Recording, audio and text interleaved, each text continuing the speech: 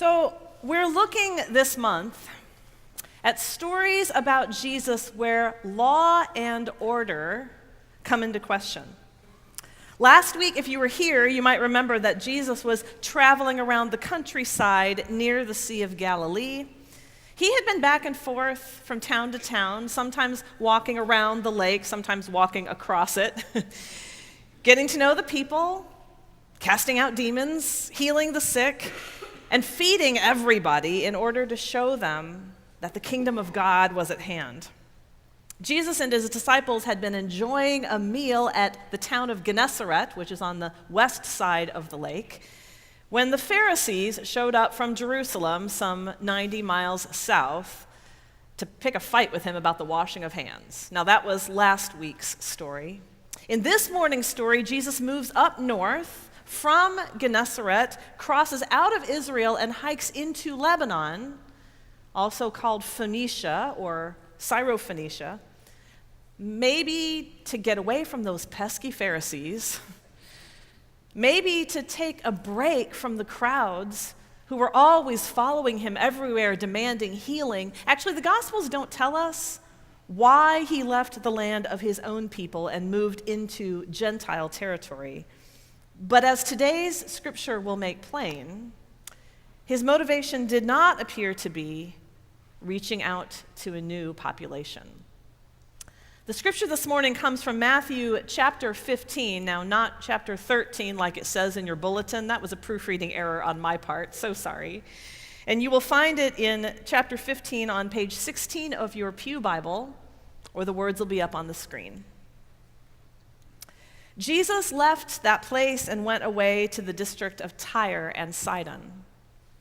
Just then, a Canaanite woman from that region came out and started shouting, "Have mercy on me, Lord, Son of David. My daughter is tormented by a demon." But he did not answer her at all. And his disciples came and urged him, saying, "Send her away, for she keeps shouting after us." He answered, "I was sent only to the lost sheep of the house of Israel." But she came and knelt before him, saying, "Lord, help me." He answered, "It is not fair to take the children's food and throw it to the dogs." She said, "Yes, Lord, yet even the dogs eat the crumbs that fall from their master's table." Then Jesus answered her, "Woman, great is your faith. Let it be done for you as you wish." And her daughter was healed instantly. And now I invite you to affirm with me, if you can, that this story, uncomfortable as it is the word of God for the people of God. Thanks be to God. Okay, so let's see if we can find the word of God in this story.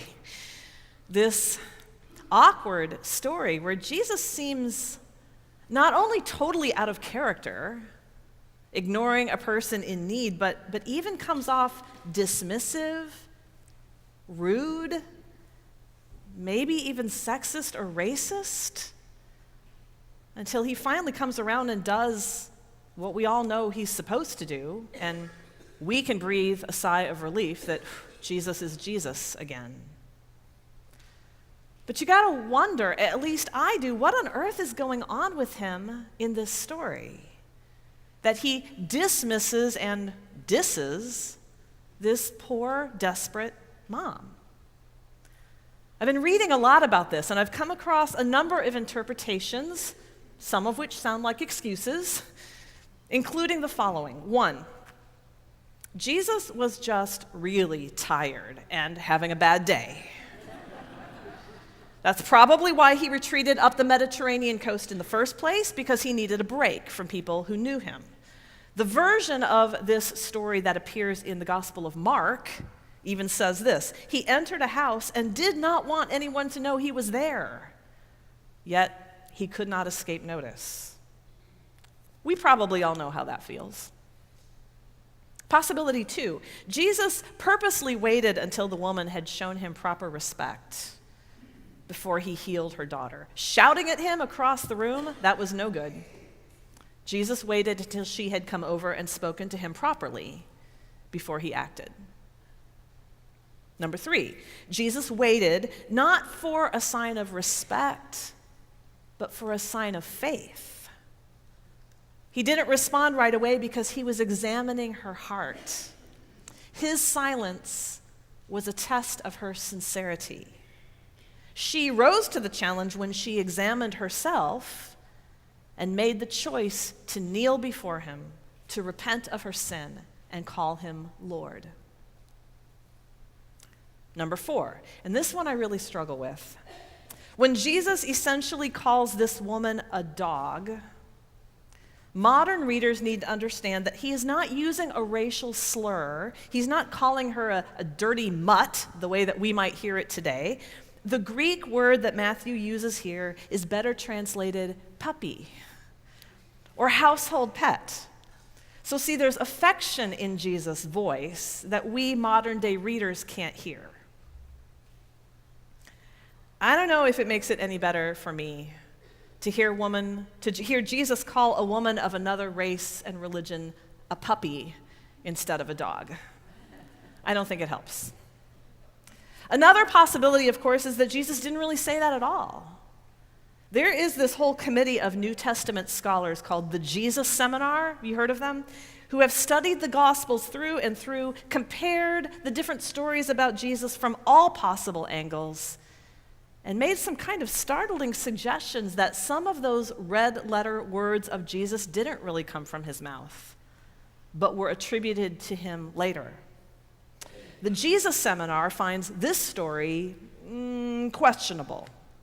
It might have happened just the way Mark and Matthew said it did, although really the two of them don't even agree on all the details.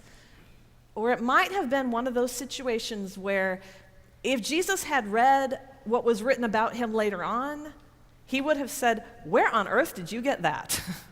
That is not at all what I said." But what if he did? What if Jesus really did say these awkward words to this woman and the story happened just the way Matthew said it? What if we say for today, because we're not New Testament scholars or seminary professors, that this is the story we were given, it's in the Bible for a reason, and our challenge is not to explain it away, but to try to find the good news hidden within it. Now, we've already looked at several possible explanations for Jesus' reluctance to give this woman the help she needed, which is a scary and presumptuous thing, right? To try to pinpoint the Lord's motivations. Of course, there's no way we could really know. But perhaps we could make a good guess about the Syrophoenician woman's motivation. Why did she approach a complete stranger, a foreigner to her town, who claimed to represent a God different from her own, and whose people did not mix with people like her? And more to the point, why, when she was first ignored, and then shunned, and then insulted, did she persist? Well, have you ever been a parent with a sick child?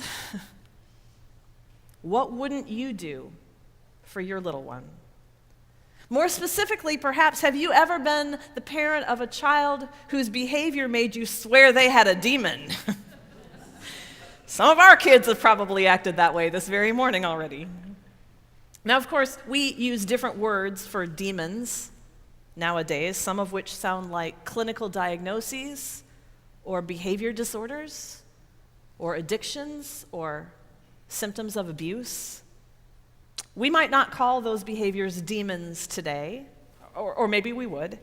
But the point is this: if your child was exhibiting symptoms of pain and suffering that disrupted your family and sabotaged their future and put themselves and others in danger, would you not go to any lengths to see them cured? Wouldn't you, even if all else failed, go visit a foreign faith healer that you'd heard about visiting your community and do what you could to get on that person's agenda just in case there was a chance they could help you? People will do almost anything to protect or save their child. Some will suppress their own pride and wait in a long line at a food pantry or distribution ministry.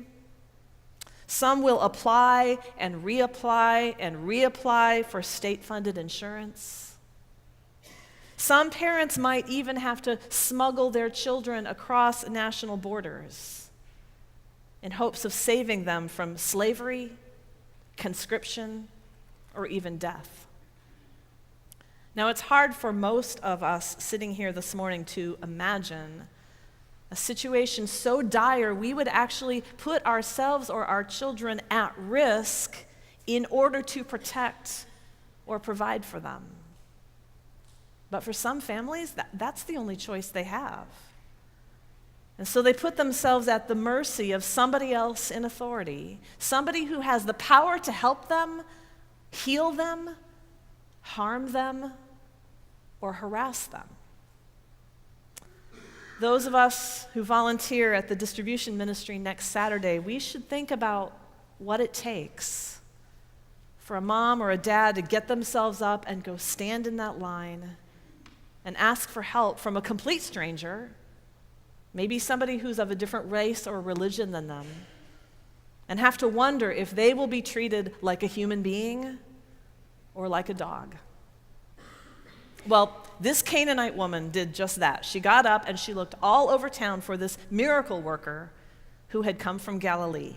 And when she found him, she tried to wait until he wasn't busy, until it looked like he might be available or might even invite her over, but he never looked her way.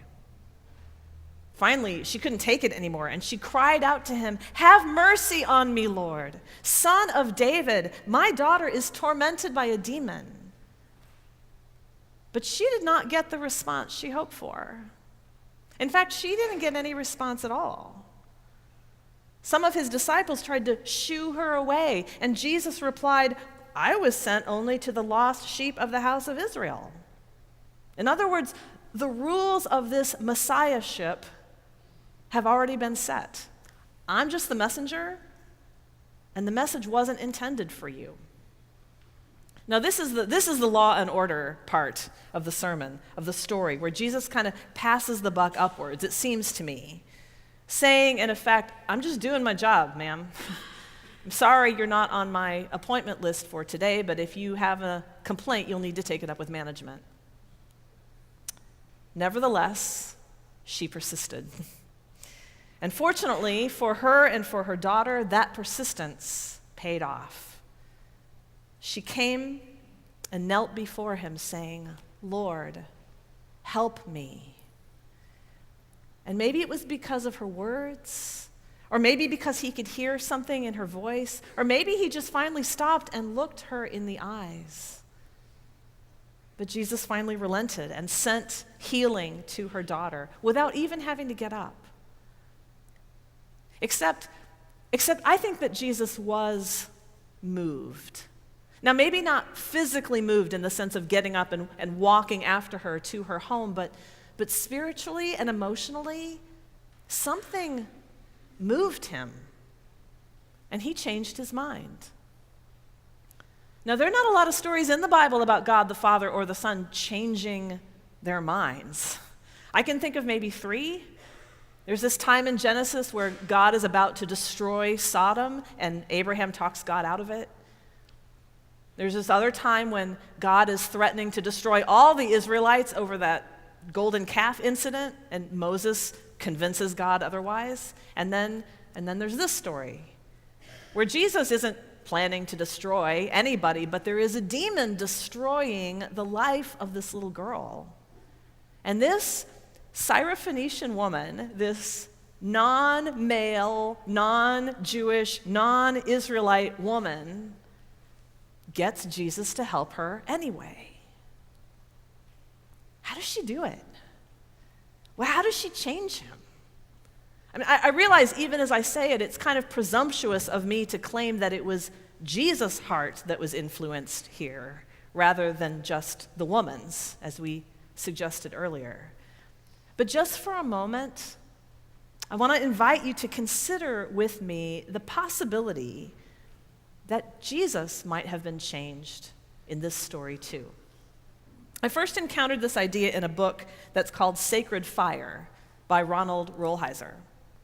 The Syrophoenician woman, says Rolheiser, a non-Jew, approaches Jesus and addresses him by invoking his Jewish title, Son of David.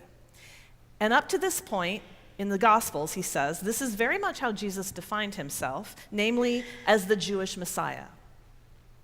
Appealed to under this rubric, he refuses her request, protesting that he has been sent to the lost sheep of the house of Israel and them alone, and that she is not one of the people he was sent to save. And so the woman changes the way she addresses him in her second plea. She does not appeal to him as Son of David. In her second plea, she appeals to him as Lord, as God's universal instrument of salvation for everyone, Syrophoenicians no less than Jews, those who have been religiously prepared and those who have not. What she is doing, says Rolheiser, in effect, is calling Jesus to a wider loyalty by appealing to another identity that Jesus is already carrying. And, says Rolheiser, now I'm not quoting anymore, that shift is what makes the difference in this story. From the moment she calls him Lord, Jesus must re-examine how he sees not just her and her faith, but how he sees himself and his own identity. What is his purpose here on earth? Whom did the Father send him to save? Is he only the Son of David, or is he also the Son of God, the creator of all people, and the universal Lord?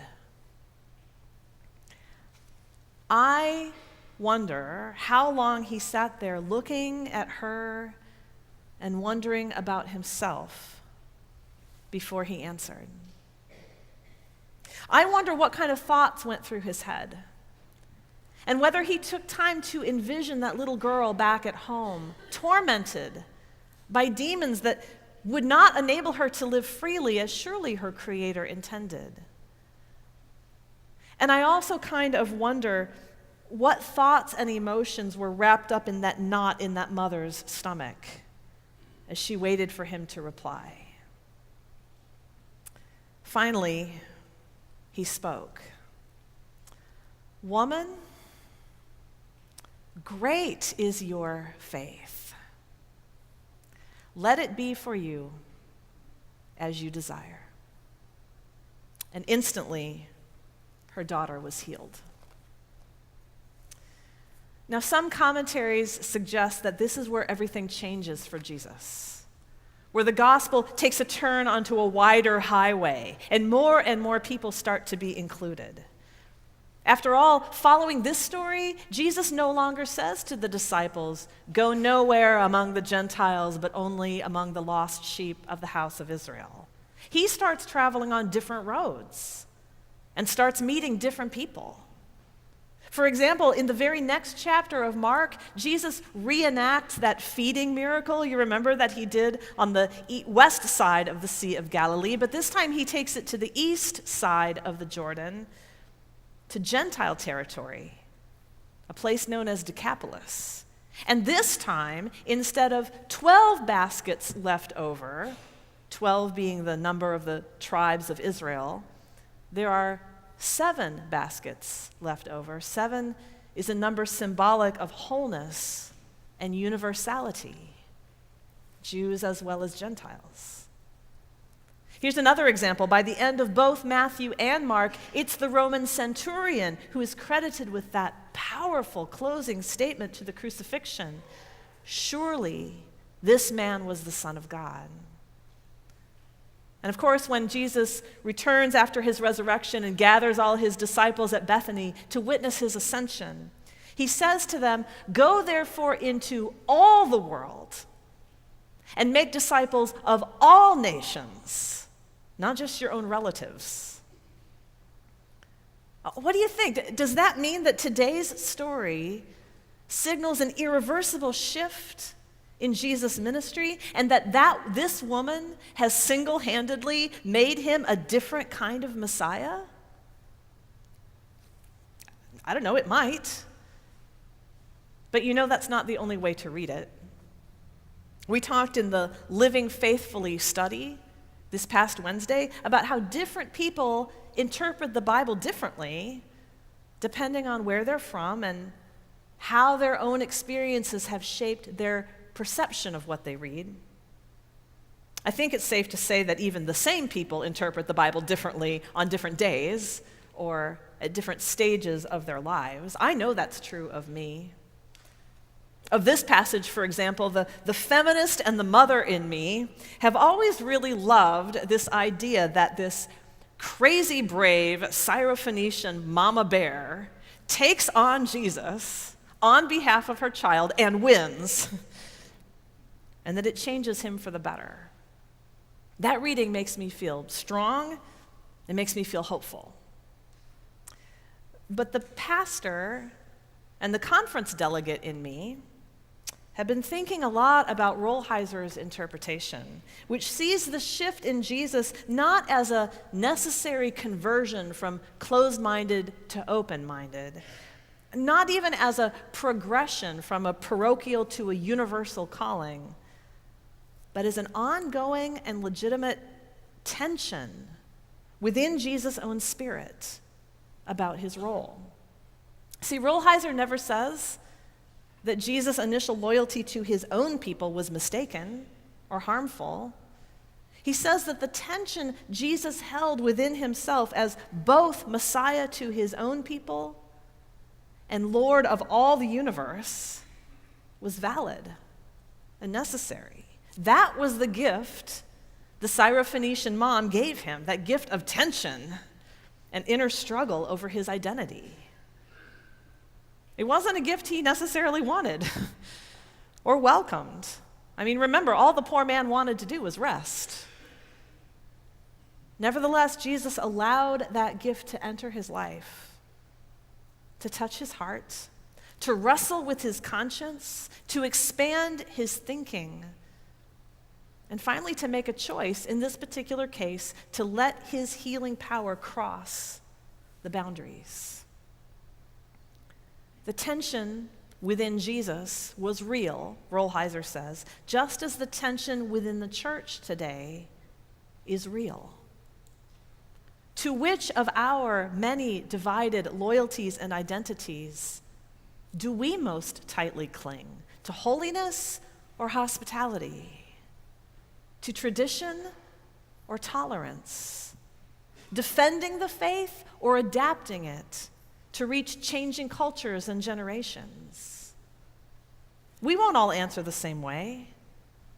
And some of us may change our answers over time. And maybe that's a good thing, because the church needs people on both sides of the ship if it's going to balance. It's important to recognize, of course, that all of us, no matter which way we lean, must put our primary loyalty with God. That much must be certain. But which flavor of loyalty to God do we most lean into at any particular time in our lives? Which part of Christ follower do we play on any given day? Let me tell you a story. In my previous church, there was this young man named Otis who used to walk over from the group home where he lived to join us for worship. Otis had his challenges. I don't know really the name of his diagnosis or his condition, but Otis faced some struggles in his life that he often called demons.